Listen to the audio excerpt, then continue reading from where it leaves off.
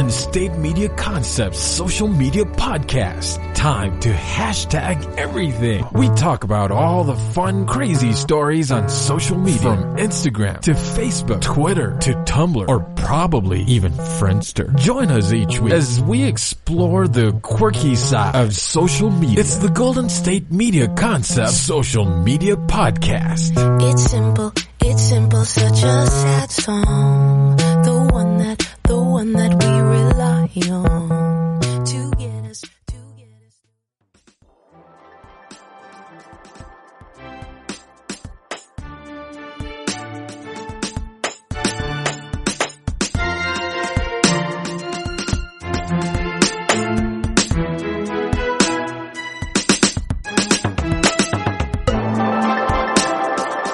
Hello and welcome to the GSMC Social Media News Podcast, brought to you by the GSMC Podcast Network. I'm your host, Sarah, and I hope you had a wonderful weekend and that your Monday has gone well, as well as some Mondays can go. I hope it wasn't a Monday-ish Monday, in other words. We are, of course, here to talk about some of the things that are trending on social media, and this just popped up on my Facebook news feed today. Maybe it's been around longer than that. I don't see a date on the article. Yes, I do, December 6th. So it's, you might have seen it over the weekend. It is... We're smack in the middle, it's December 9th, so we are smack in the middle of all the crazy holiday ads, and some of them are fine, some of them are funny-ish, some of them make you just tear up a little bit, and those are the ones that tend to get shared. You probably saw the one, I think it was from last year, featured two teddy bears on a flight, an international flight, and doing all these things, and going through customs and going through the airport, and then at the end they were human grandparents, and their grandkids came and ran to hug them. It seems like there's always a wonderful just viral video that happen, a viral Christmas commercial that happens often from other countries. So that makes me think we need to step up here and get better viral commercials that make us all sob. I'm always a little leery when I see someone write, "Get the Kleenexes." Sometimes I tear up and sometimes I don't. This commercial though is, it's being dubbed the best Christmas ad of the year. You can take that as you will. It is a Christmas commercial from Wales, actually, this year, and it's a local hardware store that spent less than $150 on a commercial, and as I said, many are calling it the best Christmas ad of the year. The ad was released by Hafod, H-A-F-O-D, and it's Wales, so I could be pronouncing that completely wrong. Hardware, which is a family-owned store in Wales, and it features a 2-year-old managing the shop. I think he's probably close to 3 because he seems, like an older 2-year-old. The shop is actually owned by his father, Tom Jones, and the commercial, which stars his son Arthur, it cost about £100, which is approximately $130-ish to make. And the store owner told Wales Online that the video's only cost was the money spent for permission to use a cover of the 1984 Alphaville hit Forever Young. It's very well done for, being the only cost of it. So you see little Arthur wake up in the morning and he stretches and then he goes and brushes his teeth and then he's eating his breakfast and, looking at his phone, and then he walks to work and opens the hardware store, and you see him doing all these various things around the hardware store. And it's really, really very sweet. And, you don't have to, this just proves that you don't always have to spend a lot, because despite its very low budget, it has drawn some praise from social media users around the world. It was released on Monday, so if this was December 6th, that would have been last Monday, so that would have been, December 2nd? It was released on December 2nd and has been viewed more than 400,000 times on Twitter, plus another 270,000 times on Facebook. That was Friday, so not sure what those numbers might look like now. it's very, very, very cute. I know I already said that, but it shows Arthur going about his business as the shop's owner, and he's wearing a little flannel shirt and his little jeans, and he has, it's just really cute.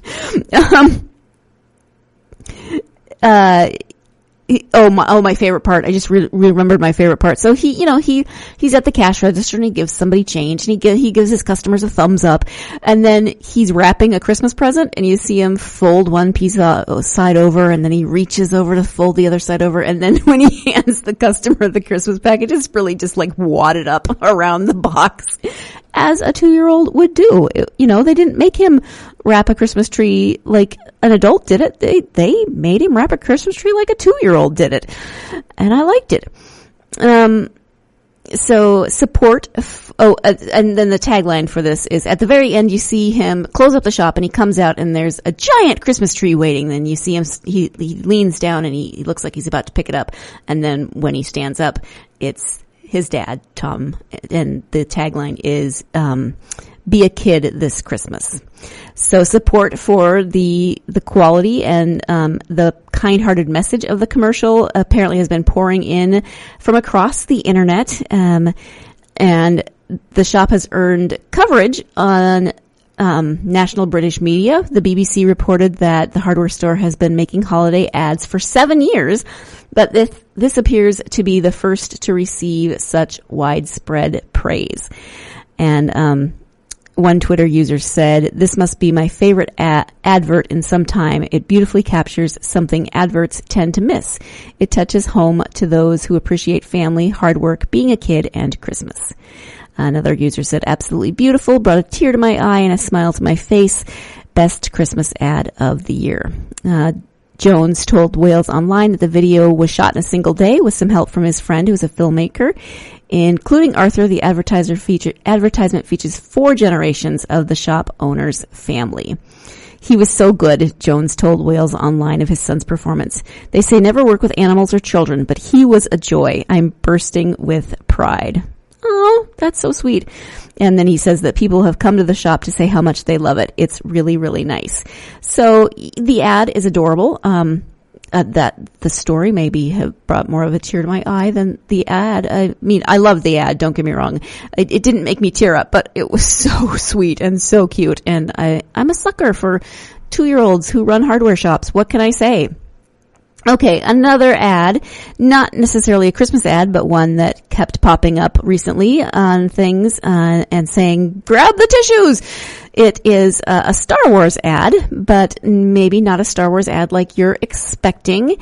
And so it's a Star Wars themed ad, I should say. And this one is from a Filipino phone company, Globe Telecom. I'm telling you, we need to do better with our ads. And it features two little kids, and they keep running around the neighborhood and borrowing stuff from people and asking them if they can have things. And so it follows these 2 young boys in the Philippines. They're clearly on a mission. They run around their neighborhood, as I said, knocking on doors, asking their neighbors for help as they collect cardboard, scrap metal, old tires, and tons of cell phones. Eventually, we see their living room. I mean, you kind of see it in pieces throughout as they keep adding more and more stuff to this concoction that just doesn't look like anything. It looks like they're building some kind of spaceship. Clearly, they've got Star Wars fever. I mean, one of them is dressed in a BB-8 shirt, I think, if I'm remembering correctly. But I mean, they clearly are Star Wars fans. You get that from the commercial. So, they're working diligently on this, and at one point you can see their faces that they're clearly not happy with their project yet. It's not up to whatever standards they have set. And so out they go back into the neighborhood. They collect more supplies. The big reveal finally comes when they have another friend with them. This is a little girl whose eyes go wide when they lead her into the living room to show her their finished spaceship. And that's when the twist comes. You may want to watch the video first before you listen to this, or, maybe you've already seen it. But what happens is the little girl settles into the chair as a Star Wars movie begins to play on the TV in front of her. And then we see the boys weren't just building a spaceship. They were building a seat for a truly immersive Star Wars viewing experience, complete with props, water sprays, fans, and the chair that bounces and moves like the ships are doing on the screen. The little girl's eyes get wider and wider. Her smile gets wider and wider as she watches, and the boys just keep showering her quite literally with homemade effects. There's stuff, when they go to hyperspace, there's stuff that flies at her face at that point. And when the movie ends, that's when we realize that the little girl is deaf. She claps, it's not clapping. In the deaf world, they wave their hands back and forth because that's a visual sign of happiness, not an audio sign of thank you and that was wonderful. So the boys had created this experience just for her so she could feel the magic of seeing a Star Wars movie even without the sound.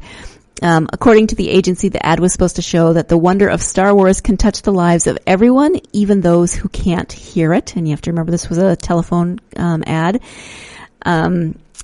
So along with the ad, they have launched a holiday fundraising campaign to raise money for virtual schools for people with disabilities.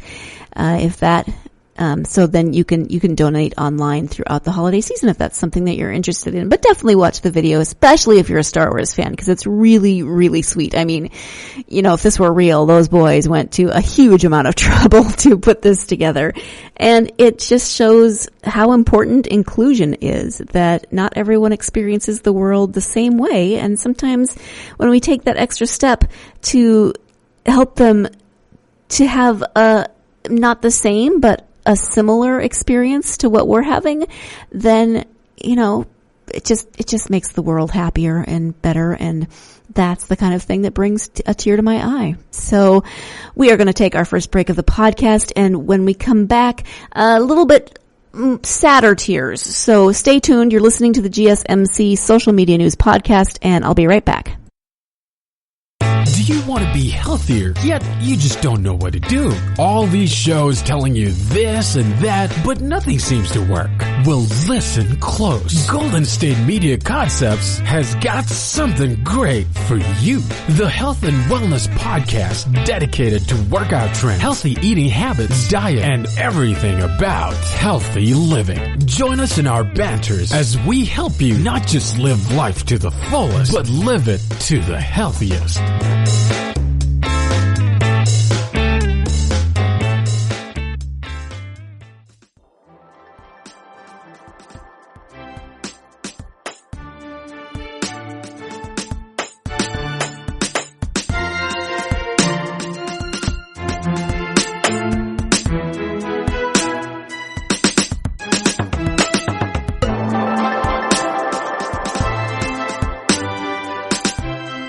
Welcome back to the GSMC Social Media News Podcast. Before the break, I was talking about ads, Christmas and otherwise, that can bring a tear to the eye. And as I mentioned, now we have some sadder tears. Maybe not for you, but I said to my husband yesterday and a friend that I was done with social media for the day because, good grief, I logged on to Facebook and there were two death announcements. The first one that I saw was the death of Caroll Spinney. He was Big Bird and Oscar the Grouch forever. And, I know that you didn't see him. Obviously, he was inside the Big Bird suit and he was just the voice of Oscar. But, I don't even remember when I learned that the actor that played those two puppets was a man named Caroll Spinney, but it feels like all of my life. And this man, if you've ever seen a picture of him, he has everything I've ever heard about him is wonderful. And his smile is just the sweetest smile. I mean, he looks like someone who is going to be the voice of beloved Muppets. And that sounds weird, but he was just, he had the kindest, most beautiful smile. Anyway, he died recently at the age of 85. And he played, as I said, Big Bird and Oscar the Grouch on Sesame Street for over 5 decades, and he died yesterday. He died at home in Connecticut, and he had long lived with dystonia. This is according to an NPR article, a disorder that causes involuntary muscle contractions. That sounds uncomfortable. Caroll and Big Bird are very similar in their genuine niceness and sweetness and lovingness, said Joan Gans Cooney, co-founder of the Sesame Street Workshop. This was said in a video tribute to Spinney last year. He's just so respectful and so nice to all the kids, and all that comes across in Big Bird. At a celebration for the show's 15th anniversary in 1984, Muppet Master Jim Henson recounted how he and Spinney had met in August 1969 at a puppetry festival in Salt Lake City. That sounds so 1969, doesn't it? Henson said he's a very talented performer, and he had a great sense of ad-libbing. And he was doing this strange-looking cat on local television in Boston. And so we started talking at that point about doing this show, and I asked Caroll if he'd enjoy coming and being part of this very strange bird. But Spinney also played the character with the opposite personality. He was the opposite of that sunny personality, and that's Oscar the Grouch. He said, I loved playing Oscar. He has a power I never had. I can't believe that Jim gave me two such characters that have become iconic and are part of so many people in America growing up. He did retire last year as balance issues made the physical part of his job demanding, and that made his role as Big Bird more difficult because, he's actually in there. And if I remember correctly, he had to hold his hand up because Big Bird is so tall. It's not his head in Big Bird's head. I think Caroll's hand was up there, if I'm remembering correctly. So that part, the physical part, was taken over by another performer, Matt Vogel, while Spinney continued to voice Big Bird and Oscar. And I feel like a big part of my childhood is gone. Jim Henson is gone. Now Caroll Spinney is gone. But in a 2015 interview with NPR, Spinney said it didn't bother him that people know Big Bird and Oscar, but not Caroll himself. He said, I don't mind a bit because I know I can play them and also good pay, and I get to take the pay home. Meanwhile, they're back at Sesame Street. He was originally directed to play Big Bird as a funny, dumb country yokel, he said last year, but he convinced Henson that it'd be better to play Big Bird instead as a very big feathered 6-year-old. I said, I think I should play him like he's a child, a surrogate. He can be all the things that children are. He can learn with the kids. He sounds like an amazing man, and he will be missed, but his legacy will live on in Big Bird and Oscar the Grouch. So the next time I went onto Facebook yesterday, I found out that actor Rene Auberjonois had died. If you don't know who he is, you may or may not. He's been in a ton of things, but possibly best known more recently as the head of security on Star Trek Deep Space Nine. He played a shapeshifter. But I remember him first, and this is going to totally show my age, on a show called Benson. If you've never heard of that, well, that was on when I was very young. So apparently it's actually been a rough week for Star Trek fans because first DC Fontana, a story editor on the original series and the franchise's trailblazing first female writer, that's awesome, just died at age 80. And then a few days later, the community also lost Robert Walker Jr., who starred in one of the very first episodes Fontana had written called Charlie X. Then over the weekend, the Next Generation actress Marina Sirtis, I hadn't heard this. Okay, see, now I'm just making myself more depressed. Revealed that her husband, musician Michael Lamper, had died in his sleep. She played Deanna Troi on Next Generation. And then we have Rene Auberjonois, who played Odo for 7 seasons on Deep Space Nine, and it was announced that he had died from metastatic lung cancer. He was 79. He was also the voice of the crab in The Little Mermaid. What what was the crab's name in The Little Mermaid? Doesn't matter. But he was the voice of that crab. He won a Tony Award for starring opposite Katharine Hepburn in Coco and was a frequent collaborator of Robert Altman, including a role in the movie MASH as Father Mulcahy. He was a regular TV presence playing Stuffy Clayton Endicott on the third on Benson and by the book Paul Lewiston on Boston Legal, alongside another Trek alum, which is William Shatner. He was also a prolific voice actor, and as I mentioned, he was...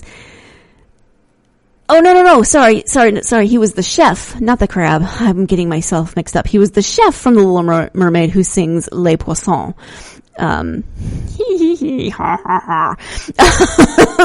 what I always think of. I had my characters mixed up. I apologize. But of course, to Star Trek fans, he was Odo, a head of security, shapeshifter. In his natural state, he was kind of this goo. I don't quite know how to describe it, but he could take on humanoid features. They weren't always exactly right, maybe a little blurry around the edges, but he was a shapeshifter. And as is typical for Star Trek actors, he was active in the convention circuit long after the show ended, and he had one of the most entertaining autographs in Hollywood, involving a drawing of a bucket where his character rested in his liquid state, which he sold to fans to benefit Doctors Without Borders. More recently, Auberjonois had reprised his role as Odo by voicing the character for Star Trek Online. It's not quite as strange as one might imagine it because, Deep Space Nine and all of the Star Trek franchises have lived on. He said last year, "The joke in our community is when you get the Star Trek universe, it's the gift that keeps on giving." That is very, very true. Armin Shimmerin, who played opposite, often sparred with him. He was a Ferengi. He wrote on Twitter that the world seems noticeably emptier now. I loved him. Nana Visitor, who played Odo's love interest on the show, recalled what it was like to work with him in a piece for Variety. Even though his face was completely hidden by a latex mask on Star Trek, you could see his soul. And with the speed of the animated genie in the Aladdin movies, he could go from fury to complete self-deprecation to kitten sweetness to clown. So, this has been an especially difficult year for the Deep Space Nine cast, which suffered another major loss, that of Aaron Eisenberg, just months ago. Whew. Wow. The Star Trek universe is reeling. I bet they want to stay off social media now, too.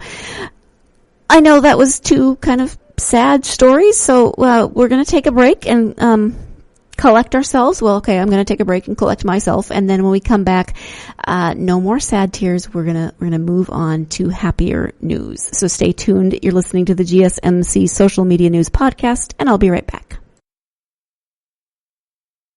Tired of searching the vast jungle of podcasts? Now listen close and hear this out. There's a podcast network that covers just about everything that you've been searching. Hey! The Golden State Media Concepts Podcast Network is here. Nothing less than a podcast bliss with endless hours of podcast coverage. From news, sports, music, fashion, cooking, entertainment, fantasy, football, and so much more. So stop lurking around and go straight out to the Golden State Media Concepts Podcast Network. Guaranteed to fill that podcast itch. Whatever it may be. Visit us at www.gsmcpodcast.com. Follow us on Facebook and Twitter, and download us on iTunes, SoundCloud, and Google Play.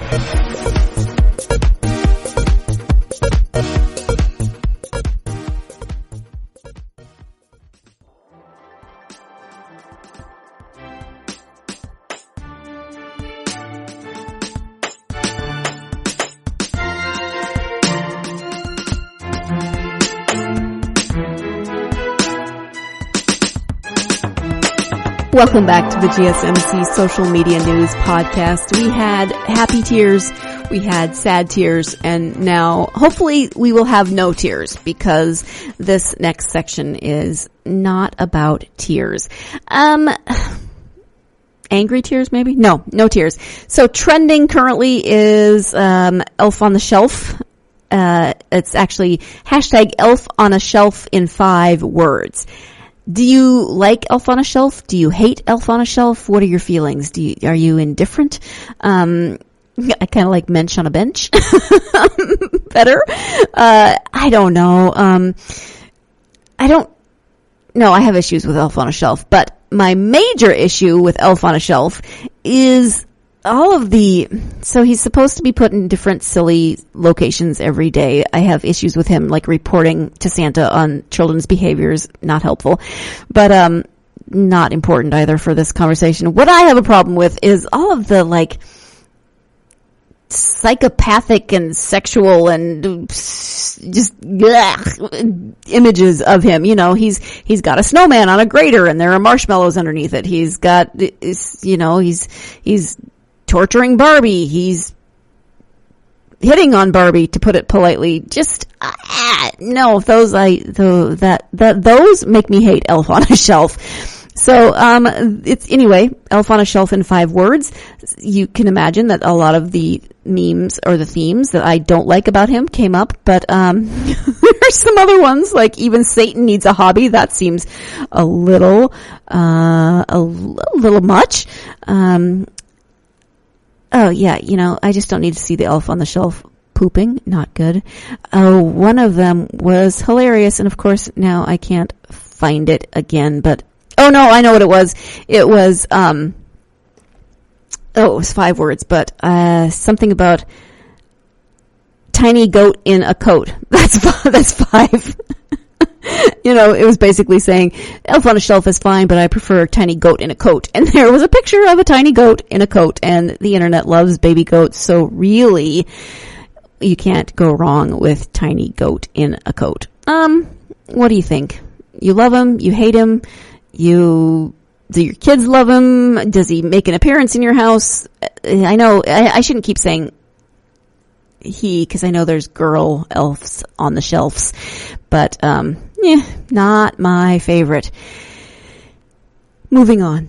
We talked about the Star Wars ad earlier, and something that keeps popping up on my social media feeds are Wookie Cookies, which I would just want to say Wookie Cookies. I'm sorry. I think it's hilarious. I don't get out much. Leave me alone. Anyway, it turns out that you can take your gingerbread cookie cutter and make Wookie cookies with it. And this keeps popping up on my social media. And every time I see it, I want to make Wookie cookies, even though I have horrible decorating skills and no gingerbread cookie cutter. I could buy a gingerbread cookie cutter. I'm sure there are probably a million Wookie cookie recipes out there. This one happens to be a gingerbread cookie recipe, and it comes from a source called Sugared Nerd, your source for food and fandom. That works for me. I like it. And so it's you take your gingerbread cookie cutter, and then when the dough is still before it's baked, then you take something that you can use to make the fur with. And then after it's baked, you do a little piping, you put some eyes and a little mouth, and then Chewbacca's iconic, what is it? It's not a belt. What am I looking for? The bandolier. There we go. The article helped me out. So I don't want Star Wars fans yelling at me because I can't remember the word. I grew up with Chewie. I love Chewie. I should know that word, but my brain was not producing that word. Anyway, they're adorable. Maybe you've seen them. Maybe you haven't. Maybe you want to make them. They are right up there in adorableness for me with the crochet pattern for Baby Yoda. I have a friend who already made a Baby Yoda. It's so cute. I love to crochet. I love Baby Yoda. I love Star Wars. I think I need to bake some Wookie cookies and crochet me a Baby Yoda. Now I just need to find time.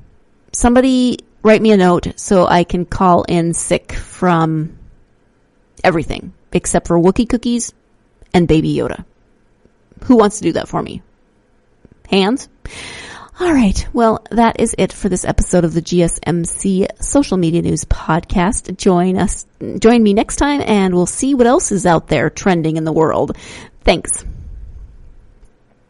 You've been listening to the Golden State Media Concepts Social Media Podcast, part of the Golden State Media Concepts Podcast Network. You can find this show and others like it at www.gsmcpodcast.com. Download our podcast on iTunes, Stitcher, SoundCloud, and Google Play. Just type in GSMC to find all the shows from the Golden State Media Concepts Podcast Network, from movies to music, from sports to entertainment, and even weird news. You can also follow us on Twitter and on Facebook. Thank you, and we hope you have enjoyed today's program.